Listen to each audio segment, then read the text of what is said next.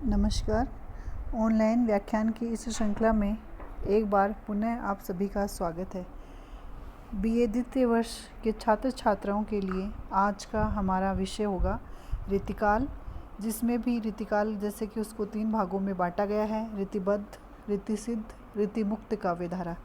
उसी काव्यधारा के अंतर्गत आज हम रीतिबद्ध काव्यधारा तथा इसकी प्रमुख प्रवृत्तियाँ एवं इनके प्रमुख कवि, इसके बारे में विस्तार से चर्चा करेंगे। जैसा कि हम जानते हैं, रीतिकाल हिंदी साहित्य के इतिहास का एक बहुत ही महत्वपूर्ण कालखंड माना जाता है।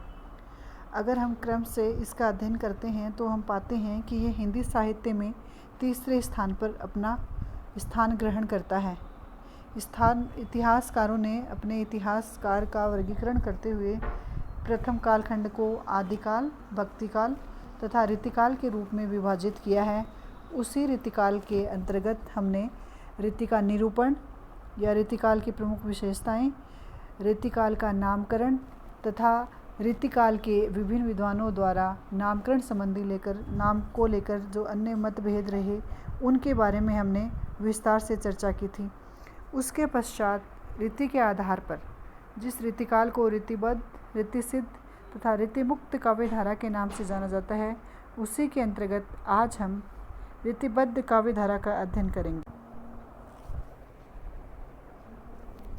रीतिकाल के नामकरण संबंधी विषयक दृष्टिकोण को लेकर पिछले अध्याय में हमने अध्ययन किया था कि रीतिकाल को विभिन्न विद्वानों ने अपने मतानुसार जिन जिन नामों से विभूषित किया था, जैसे श्रृंगार काल, अलंकृत काल, कला काल या रीतिकाल, तो उसमें सर्वप्रमुख नाम रीतिकाल उभर कर आता है। आचार्य रामचंद्र शुक्ल का मानना है कि रीतिकाल में जिस रीति का प्रयोग हुआ है वह एक विशेष प्रकार की पद्धति, शैली या प्रणाली है तथा इस प्रकार के ग्रंथों की रचना जहाँ की गई या जिसमें रस, अलंकार, नायक नायिका भेद, गुण, वृत्ति आदि को मुख्य विषय बनाकर जहाँ रचनाएं की गई, उसी काल को हम रीतिकाल के नाम से जानते हैं। अतः उसी रीति के आधार पर इस रीतिकाल को 3 भागों में बांट दिया गया: रीतिबद्ध काव्यधारा, रीतिमुक्त काव्यधारा तथा रीतिसिद्ध काव्यधारा, जिसके अंतर्गत प्रमुख जो काव्यधारा है वह है रीतिबद्ध काव्यधारा। उसी का आज हम अध्ययन करेंगे। रीतिबद्ध, जैसा कि नाम से ही स्पष्ट है, वह काव्यधारा जिसमें कवियों ने रीति के बंधन में बंध कर या रीति के बंधनों का निर्वाह करते हुए काव्य रचना की, वह काव्यधारा रीतिबद्ध काव्यधारा कहलाई अथवा उस काव्यधारा के कवियों को रीतिबद्ध काव्यधारा के कवि कहा जाता है। अतः इस बार रीतिबद्ध काव्यधारा का अध्ययन करते समय या इसकी प्रवृत्तियाँ या विशेषताएं जानने से पूर्व हमें यह जानना आवश्यक है कि यहाँ रीति का क्या अर्थ है। रीति संस्कृत में आचार्य वामन ने जिसे एक विशिष्ट प्रकार की पद रचना कहा है, वह विशिष्ट प्रकार की पद रचना यहाँ पर विशेष प्रकार के लक्षण ग्रंथों का निर्माण करने के लिए काम में ली गई है। अतः यहाँ रीति का अर्थ है एक विशेष प्रकार की शैली, पद्धति या प्रणाली, जिसका हिंदी साहित्य में पहली बार प्रयोग किया गया। अतः इस धारा के कवियों ने रीति का पूर्ण निर्वहन करते हुए अपने लक्षण ग्रंथ या काव्यांगों की रचना की। अतः इस युग की विशेषताओं में सर्वप्रमुख जो विशेषता उभर कर आती है वह विशेषता है रीति का निरूपण। जैसा कि रीतिकाल में रीतिबद्ध काव्यधारा के कवियों ने रीति के बंधन में बंध कर काव्य रचना की, अतः रीति का निरूपण करना इस युग के कवियों की मुख्य विशेषता रही है। रीति निरूपक कवियों का वर्गीकरण हम निम्न प्रकार से या कई प्रकार की कोटियों में किया गया, जिसे प्रथम कहते हैं रीति ग्रंथकार। इन कवियों का उद्देश्य काव्यांगों की विवेचना करना था, न कि कविता करना।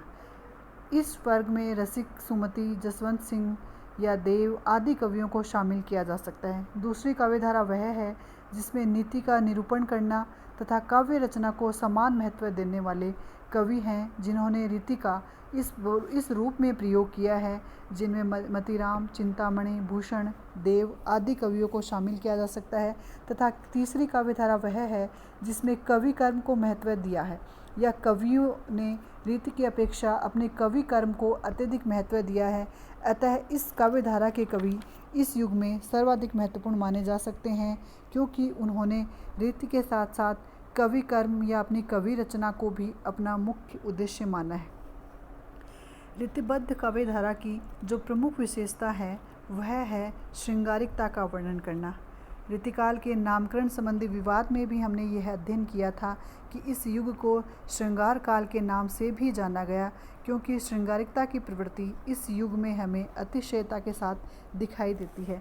एक ओर काव्य शास्त्र के बंधनों का निर्वाह किया गया, तो दूसरी ओर आश्रयदाताओं की विलासिता की प्रवृत्ति को प्रोत्साहन देने के लिए श्रृंगार प्रवृत्ति को भी इन कवियों ने अपनाया।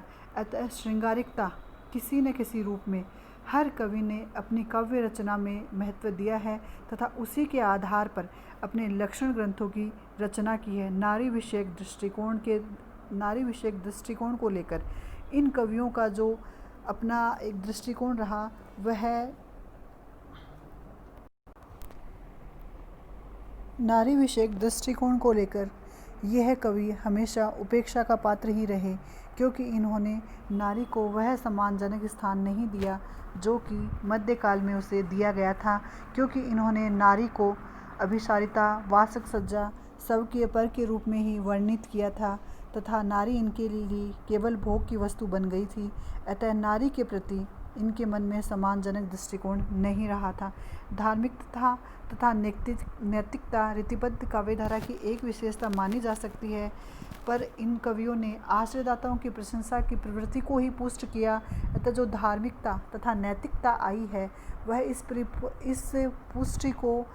इस पुष्टि की आड़ में या अपनी नैतिकता को दिखाने के लिए धर्म की वृत्ति का सहारा लिया, ताकि जो काव्य रचना राधा कृष्ण के माध्यम से वह कर रहे हैं उनको धार्मिक रूप में भी वह दिखा सके।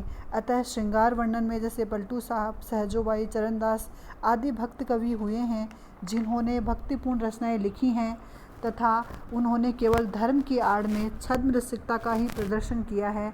अतः वह धार्मिकता तथा नैतिकता भी इन कवियों के काव्य में उच्च स्थान प्राप्त न कर सकी।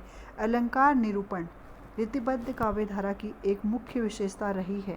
नामकरण संबंधी विवाद में भी हमने इसका अध्ययन किया था कि अलंकार या अलंकारिक काव्य भी इस युग को कहा गया, क्योंकि छंदों, अलंकारों, रसों आदि विषयक जो काव्य दृष्टिकोण हैं या जो काव्यांग निरूपण तत्व हैं, उन तत्वों में अलंकारों को सबसे अधिक महत्व दिया गया।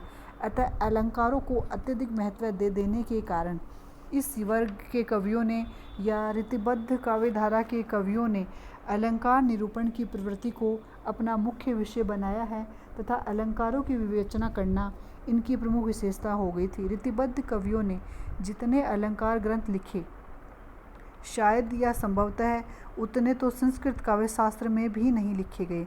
अपनी प्रतिभा का परिचय देने के लिए अधिकांश रीति ग्रंथकारों ने अलंकार ग्रंथों को या अलंकार ग्रंथ लिखने की प्रवृत्ति का प्रणयन किया था।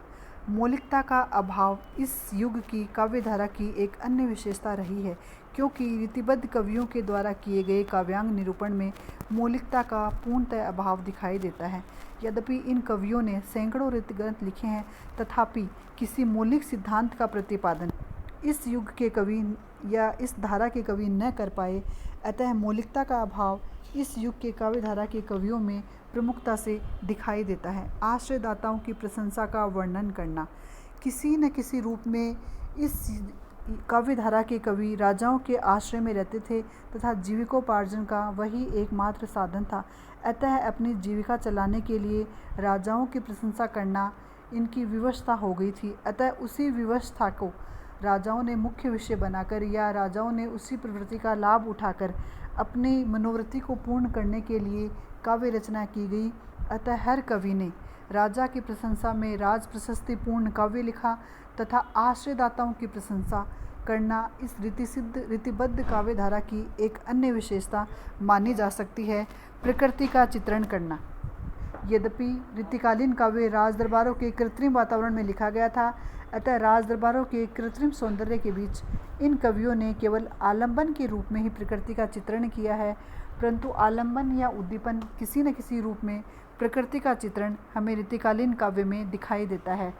रीतिकालीन जो कला पक्ष था वही ज़्यादा महत्वपूर्ण था, क्योंकि भावों की अपेक्षा कला पक्ष को महत्व देना इस युग के कवियों की मुख्य विशेषता रह गई।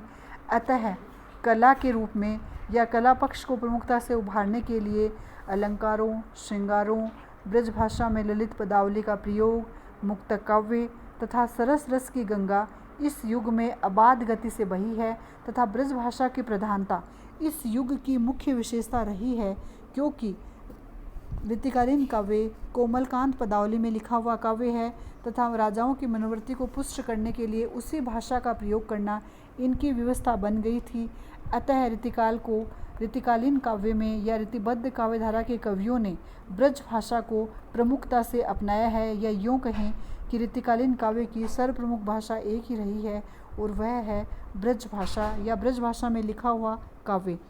इस काव्यधारा के कवियों में या रीतिबद्ध काव्यधारा के कवियों में जिन जिन कवियों को शामिल किया जाता है उनमें प्रमुख कवि हैं चिंतामणि, देव, मतीराम, जसवंत सिंह, पद्माकर, भिखारी दास, सेनापति तथा अन्य कुछ कवि जिन्होंने रीति का निरूपण करते हुए या रीतिबद्ध धारा में खुद को बांधकर या स्वयं को रीतिबद्ध काव्य धारा में आपूर्त रखकर अपनी काव्य रचना करते रहे तथा आगे आने वाले कवियों के लिए भी मार्ग प्रशस्त करते रहे।